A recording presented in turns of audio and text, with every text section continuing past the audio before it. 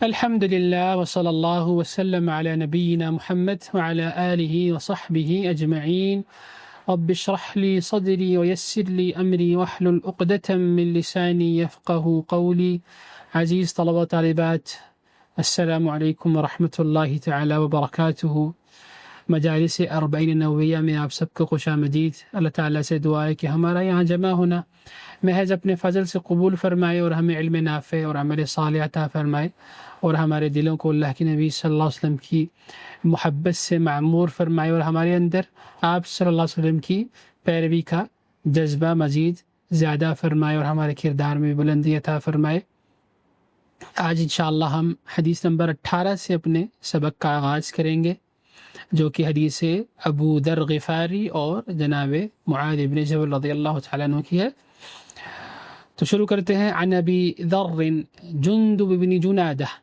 وابی عبد الرحمن معاذ بن جبل رضی اللہ عنہما عن رسول اللہ صلی اللہ علیہ وسلم قال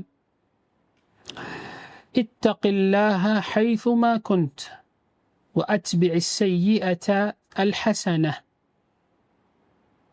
وأتبع السيئة الحسنة تمحها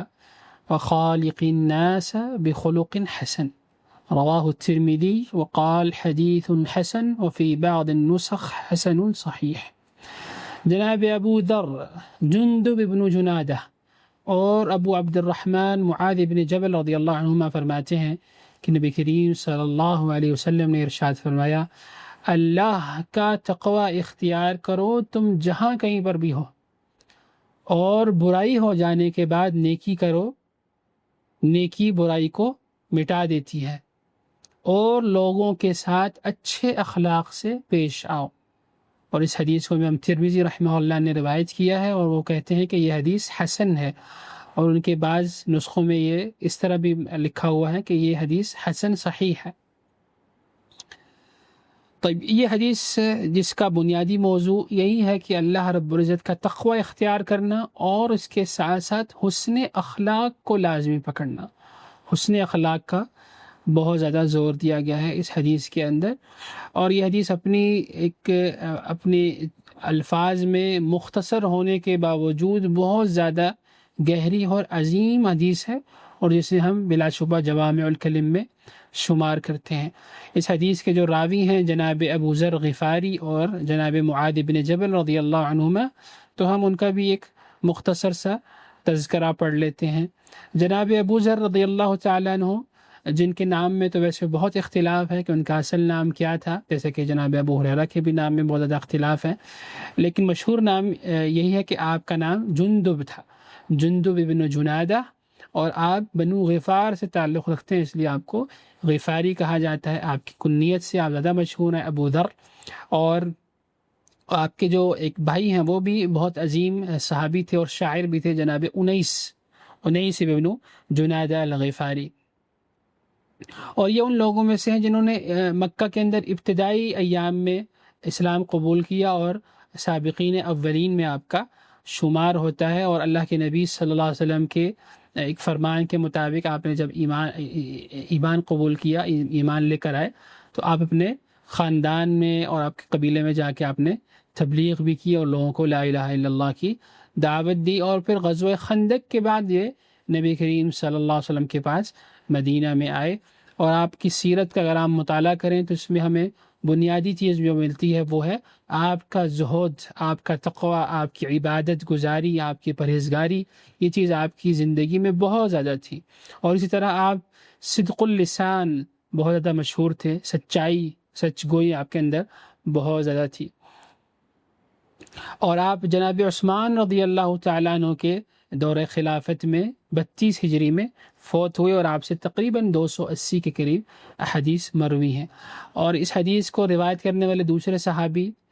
جو کہ جناب معاذ بن جبل ہیں، ایک بہت ہی عظیم صحابی. آپ انصار کے قبیلہ خزرج سے تعلق رکھتے ہیں، آپ کی کنیت ابو عبد الرحمن ہے، اور اللہ کے نبی صلی اللہ علیہ وسلم کے انتہائی محبوب صحابہ میں سے ایک ہیں، جن کو آپ صلی اللہ علیہ وسلم نے ارشاد فرمایا تھا، واللہ انی لاحبک، کہ اللہ رب العزت کی قسم مجھے تم سے محبت ہے.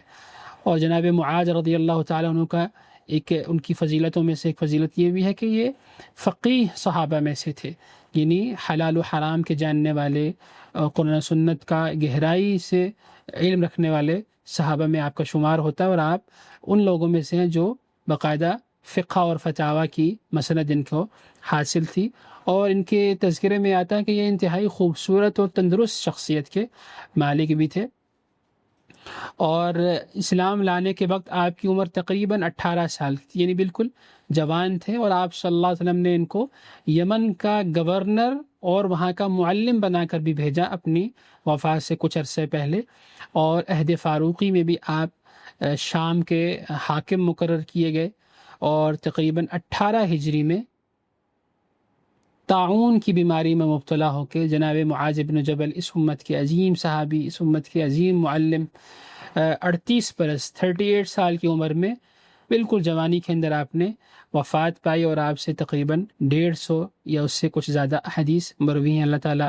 ان سے راضی ہوں اور ہمیں ان کے نقش قدم پر چلائے۔ آپ کی شخصیت بہت ہی عظیم شخصیت تھی جناب معاذ رضی اللہ تعالیٰ عنہ کی، آپ اس کا ضرور مطالعہ کیجیے۔ اس حدیث میں جو بات بیان ہوئی ہے، جیسے کہ میں نے عرض کیا، کہ ایک تو تقوی اختیار کرنے کی، اور دوسرا حسن اخلاق کو لازم پکڑنے کی بات ہوئی ہے، جیسے کہ اللہ کے نبی صلی اللہ علیہ وسلم ارشاد فرماتے ہیں، اتق اللہ حیث ما کنت، تم جہاں کہیں پر بھی ہو تقوی اختیار کرو۔ اب تقوی کیا ہے، اس کو بھی سمجھنا ضروری ہے۔ عام طور پر تقوی کا مطلب کیا جاتا ہے کہ اللہ سے ڈرنا، اللہ کا خوف کھانا، یقیناً یہ اس کے اندر شمار ہوتا ہے تقوی کے مفہوم میں، لیکن یہ اس کا مکمل مفہوم نہیں ہے۔ تقوی کا جو یہ جو ٹرم ہے، یہ جو اصطلاح ہے، یہ بہت ہی کمپریہنسو، بہت جامع اصطلاح ہے، اور اس کی مختلف تشریحات بھی کی گئی ہیں، مختلف اس کی ڈیفینیشن بھی کی گئی ہیں۔ اس میں ایک بہت مشہور ڈیفینیشن ہے ایک مشہور تابعی جناب طلق ابن حبیب رحمہ اللہ کی، وہ فرماتے ہیں، التقوی ان تعمل بطاعت اللہ رجاء رحمت اللہ علی نور من اللہ۔ تقوی کا مطلب یہ ہے کہ تم اللہ کی اطاعت کرو اللہ کی دی ہوئی روشنی کے مطابق، اس کی دی ہوئی بصیرت کے مطابق، اور اللہ سے ثواب کی امید رکھو اور اس کی نافرمانی سے بچو اللہ کی دی ہوئی بصیرت کے مطابق، اور اسی طرح اللہ کے عذاب سے ڈرتے رہو۔ تو یہ تقوی ہے۔ اور اس کے علاوہ ہمیں جناب ابو ہریرہ رضی اللہ تعالیٰ عنہ کی اپنی بات بھی ملتی ہے کہ جب ان سے پوچھا گیا کہ تقوی کیا ہے، تو آپ نے فرمایا کہ اگر کسی ایسے علاقے سے، کسی ایسی جگہ سے گزرنا ہو تمہارا جہاں پر بہت زیادہ کانٹے ہوں، تو تم کس طرح اس جگہ سے گزرتے ہو؟ تو سوال کرنے والے نے کہا کہ میں اپنے کپڑوں کو سمیٹ لیتا ہوں، تو اس طرح میں اس جگہ سے گزرتا ہوں۔ تو جناب ابو ہریرہ نے فرمایا تھا کہ بس یہی تقوی ہے، یعنی تقوی کا بھی یہی مفہوم ہے کہ انسان اس دنیا کے اندر جہاں قدم قدم پر ایسی چیزیں ہیں جو اس کے ایمان کو نقصان پہنچانے والی ہیں، اس کو کے رب سے دور کرنے والی ہیں، اس کے دل کو گناہوں سے میلا کرنے والی ہیں، شیطان کے ہر جگہ پر ہتھ کنڈے موجود ہیں، اس کے چیلے موجود ہیں، اس کے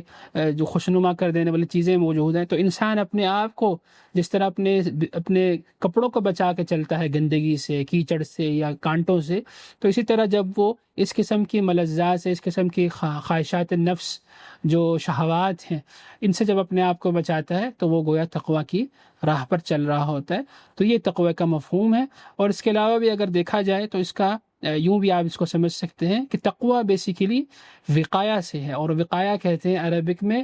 کوئی چیز جو کہ آپ بطور ڈھال استعمال کریں، الوقایا، جیسے کہ کہا جاتا ہے عربک میں الوقایۃ خیر من العلاج، پرہیز کرنا یہ علاج کرنے سے بہتر ہے۔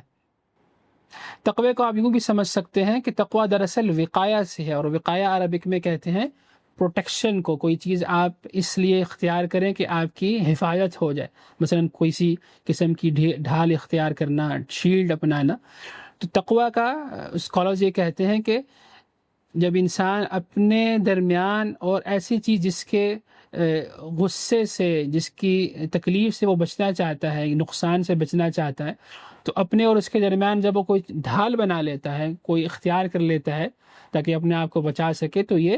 وقایا ہے، تقوی ہے۔ اور جب قرآن و سنت کے پرسپیکٹو سے ہم دیکھتے ہیں تقوی کو، تو اس سے مراد یہ ہوتی ہے کہ بندہ اپنے اور اپنے رب کے درمیان، اور اس کے غصے، اس کی ناراضگی سے بچنے کے لیے جب وہ اس طریقہ کار کو اختیار کر لیتا ہے جو اس کی ناراضگی کو اس کو بچاتی ہے، اس کے غصے سے اس کو بچاتی ہے، تو یہ تقویٰ ہے۔ اب وہ کیا ہے؟ وہ انسان کا اپنے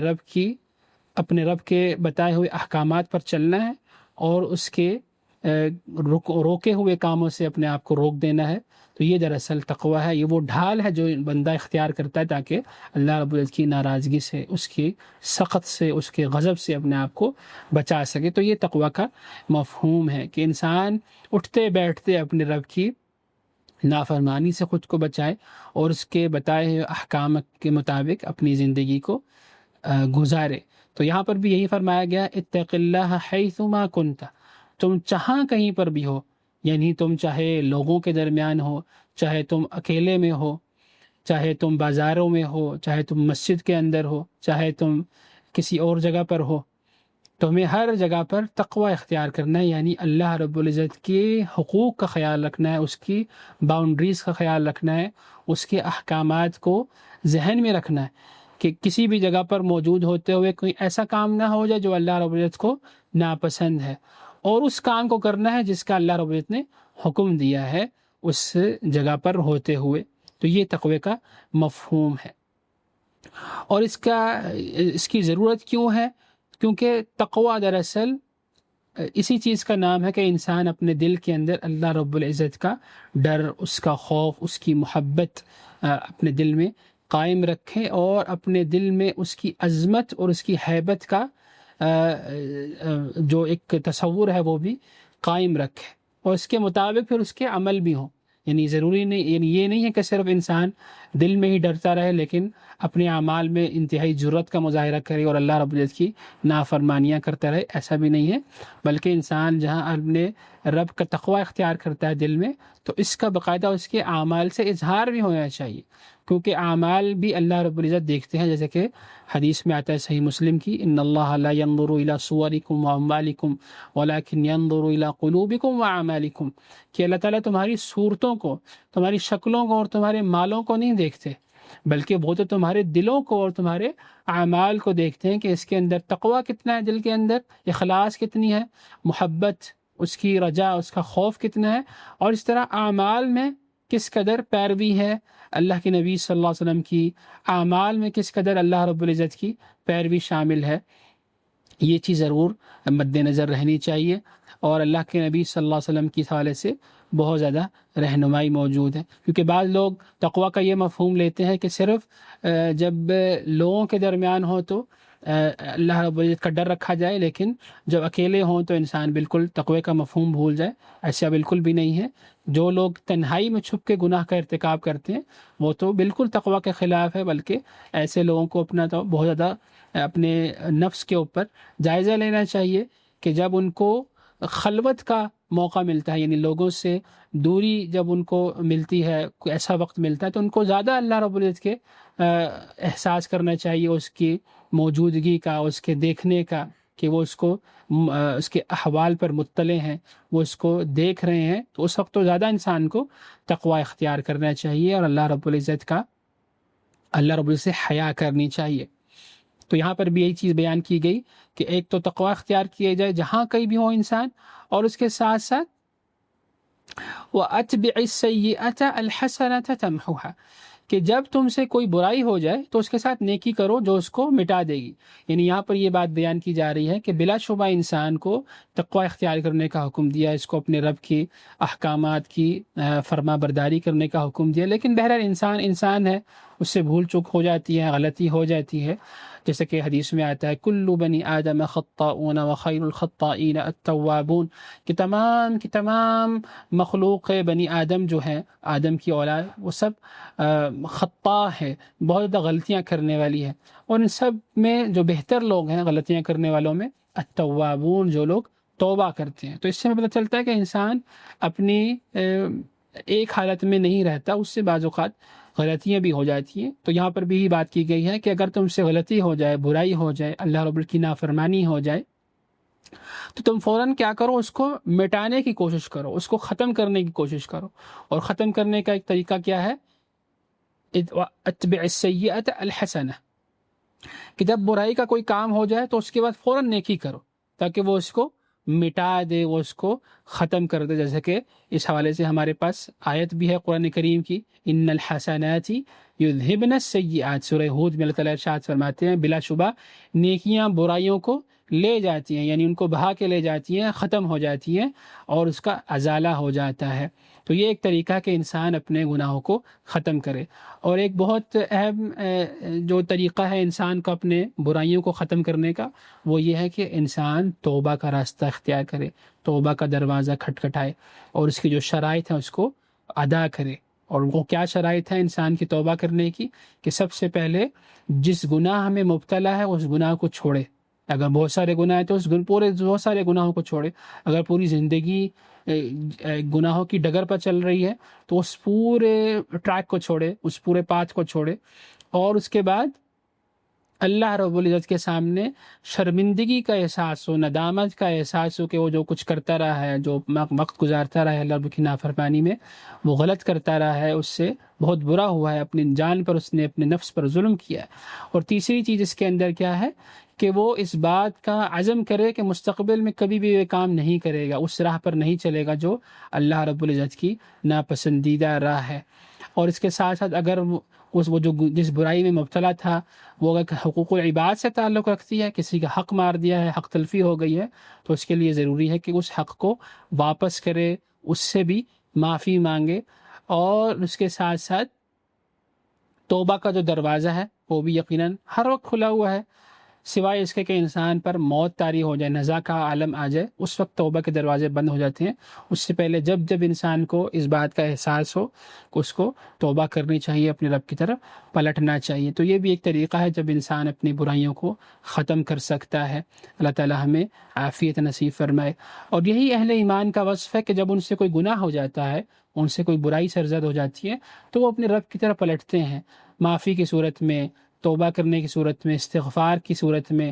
اچھائیاں کرنے کی صورت میں. جیسے کہ آیت میں اللہ تعالیٰ ارشاد فرماتے ہیں سورہ آل عمران کی، والذین اذا فعلوا فاحشة او ظلموا انفسهم ذکروا اللہ فاستغفروا لذنوبهم ومن یغفر الذنوب الا اللہ ولم يصروا على ما فعلوا وهم يعلمون. اور وہ لوگ جو جب کوئی بے حیائی کا کام کرتے ہیں یا اپنی جانوں پر ظلم کر لیتے ہیں، یعنی گناہ کر کے، تو اللہ کو یاد کرتے ہیں، اللہ رب العزت کا ذکر کرتے ہیں اور اپنے گناہوں کی بخشش مانگتے ہیں، تو اللہ کے سوا اور کون ہے جو ان کو بخشتا ہے؟ انہوں نے جو کیا اس پر وہ اصرار نہیں کرتے، یعنی اس پر وہ قائم نہیں رہتے.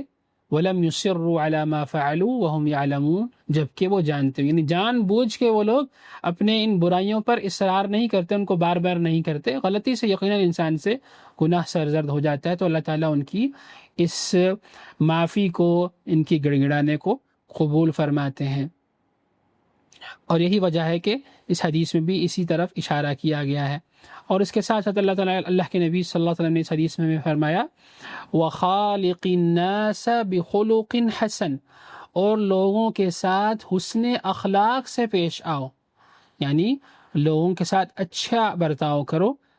اور لوگوں کے اندر بھی، یعنی ہر، چاہے وہ بڑا ہو، وہ چھوٹا ہو، وہ تمہارا اپنا ہو، پرایا ہو، مسلم ہو، غیر مسلم ہو، اس کے ساتھ انسان کو اچھے اخلاق سے پیش آنا چاہیے. اور اس چیز کی بھی بہت زیادہ تلقین کی گئی ہے حدیث کے اندر بھی، جیسے کہ حدیث میں آتا ہے ان من خیارکم احسنکم اخلاقا، تم میں سے سب سے بہتر وہ شخص ہے جو تم میں اخلاق میں سب سے اچھا ہے. اور اسی طرح ایک اور حدیث میں اللہ کے نبی صلی اللہ علیہ وسلم نے ارشاد فرمایا ان من احبکم الی واقربکم منی مجلسا یوم القیامت احاسنکم اخلاقا، یقیناً تمہارے میرے نزدیک، یعنی دنیا میں تم میں سے سب سے زیادہ محبوب اور قیامت کے دن مجھ سے سب سے زیادہ قریب وہ شخص ہوگا، بیٹھا ہوگا جو اخلاق میں سب سے اچھا ہوگا. اور اسی طرح ایک اور حدیث میں آیا، اللہ کے نبی صلی اللہ علیہ وسلم نے ارشاد فرمایا کہ قیامت کے دن مومن کے میزان میں حسن اخلاق سے زیادہ بھاری اور کوئی چیز نہیں ہوگی. یعنی اس سے ہمیں پتہ چلتا ہے کہ ہمارے اخلاق جو ہیں وہ بھی باقاعدہ ہمارے میزان میں تولے جائیں گے. یعنی جب حسن اخلاق کی چیزیں تولی جائیں گی تو برے جو اخلاق ہیں وہ بھی تولے جائیں گے باقاعدہ. اور اس کا بھی گناہ ہوگا اور اس کا بھی وزن کیا جائے گا۔ اللہ تعالیٰ ہم پر رحم فرمائے۔ اور یہ کس قدر عظیم شے ہے حسن اخلاق کو اپنانا، اس حوالے سے اللہ کے نبی صلی اللہ علیہ وسلم ارشاد فرماتے ہیں ان المؤمن لا يدرك بحسن خلقه درجة الصائم القائم، کہ مومن اپنے حسن اخلاق کی وجہ سے صائم، روزہ دار اور قیام کرنے والا، یعنی رات کو تہجد پڑھنے والے کا درجہ پا لیتا ہے اپنے حسن اخلاق کی وجہ سے۔ اور اسی طرح حدیث میں آتا ہے اللہ کے نبی صلی اللہ علیہ وسلم نے ارشاد فرمایا اکبل المؤمنین ایمانا احسنهم خلقا، مومنوں میں سب سے کامل ایمان والا وہ ہے جو ان میں سب سے بہتر اخلاق کا ہے۔ اور اللہ کے نبی صلی اللہ علیہ وسلم کی اگر ہم سیرت پڑھیں تو ہمیں پتہ چلتا ہے کہ آپ صلی اللہ علیہ وسلم بہترین اخلاق کے مالک تھے۔ آپ صلی اللہ علیہ وسلم کے اخلاق کی تو خود قرآن کریم گواہی دیتا ہے، جیسے کہ سورہ قلم میں اللہ رب العزت ارشاد فرماتے ہیں وَإِنَّكَ لَعَلَى خُلُقٍ عَظِيمٍ، کہ بلا شبہ آپ اخلاق کے بلند ترین مرتبہ پر فائز ہیں۔ اور اسی طرح جناب عائشہ سے رضی اللہ تعالیٰ عنہ سے جب سوال کیا گیا کہ اللہ کے نبی صلی اللہ علیہ وسلم کا اخلاق کیسا تھا، تو انہوں نے کہا کہ کیا تم قرآن کریم نہیں پڑھتے، جس میں آتا ہے، جس میں حدیث میں آتا ہے کان خلقہ القرآن، یعنی آپ صلی اللہ علیہ وسلم کا جو اخلاق تھا وہ تو بالکل قرآن کریم کی تعلیمات کے مطابق تھا، یعنی جس طرح ایک مومن مرد کو ہونا چاہیے، ایک مومن عورت کو ہونا چاہیے، وہی اخلاق آپ صلی اللہ علیہ وسلم کے تھے جو قرآن کریم میں بیان کیے گئے ہیں۔ تو ہمارے لیے ایک بہت بڑا نمونہ آپ صلی اللہ علیہ وسلم کی ذات کا ہے۔ تو اگر ہم چاہتے ہیں کہ ہمارے اخلاق بھی درست ہوں تو ہمیں اللہ کے نبی صلی اللہ علیہ وسلم کی سیرت کا مطالعہ کرنا چاہیے، اور خاص طور پر وہ کتابیں جو آپ صلی اللہ علیہ وسلم کے اخلاق کے حوالے سے لکھی گئی ہیں۔ اس حوالے سے بہت زیادہ کتب موجود ہیں، اور یہی چیز ہم باقاعدہ مانگتے ہیں آپ اللہ رب العزت سے، خاص طور پر جب ہم اپنا چہرہ دیکھتے ہیں آئینہ کے اندر، تو اللہ کے نبی صلی اللہ علیہ وسلم نے ہمیں یہ دعا بھی سکھائی ہے اللہم حسنت کما حسنت خلقی، اللہم احسنت خلقی فاحسن خلقی، کہ اللہ جس طرح تو نے میری تخلیق اچھی بنائی ہے، مجھے میرا سراپا اچھا بنایا ہے، میرے اخلاق کو بھی اچھا بنا دے۔ تو یہ چیز ہم مانگتے ہیں اور اللہ کے نبی صلی اللہ علیہ وسلم نے ہمیں سکھائی ہے۔ اور اس سے ہمیں پتہ چلتا ہے، بعض اسکالرز یہ کہتے ہیں، اس حدیث سے بھی ہمیں یہ بات معلوم ہوتی ہے کہ ہمارے دین کی جو پوری دعوت ہے، اگر آپ کسی ایک یوں سمجھے کہ وہ کسی اگر آپ اپنے پورے دین کی دعوت کو سمجھنا چاہتے ہیں تو آپ اس کو یوں محسوس کیجئے کہ گویا وہ ایک بدن ہے، اور اس بدن کے دو بازو ہیں، اور ایک بازو جو ہے وہ اللہ رب العزت کے حقوق ہیں، حقوق اللہ، اور دوسرا جو ہے وہ حسن اخلاق ہے۔ یعنی پوری اللہ کے نبی صلی اللہ علیہ وسلم کی جو دعوت ہے، نبی کریم صلی اللہ علیہ وسلم جس شریعت کو لے کر آئے، وہ ان دو چیزوں پر کھڑی ہے، ایک طرف اللہ رب العزت کے حقوق کا خیال رکھنا، اور دوسری طرف مخلوق کے حقوق کا خیال رکھنا، جس میں حسن اخلاق بہت اہم چیز ہے۔ اللہ تعالی ہمیں اس چیز کی توفیق عطا فرمائے اور ہمیں حسن اخلاق نصیب فرمائے۔ یہ تھا ہمارا آج کا درس۔ انشاءاللہ اگلی مجلس میں ہم مزید حدیث کا مطالعہ کریں گے باذن اللہ۔ اللہ تعالیٰ سے دعا ہے کہ ہمیں علم نافع، عمل صالح عطا فرمائے۔ سبحانک اللہم و بحمدک، نشہد ان لا الہ الا انت، نستغفرک و نتوب الیک۔ والسلام علیکم ورحمۃ اللہ تعالی وبرکاتہ۔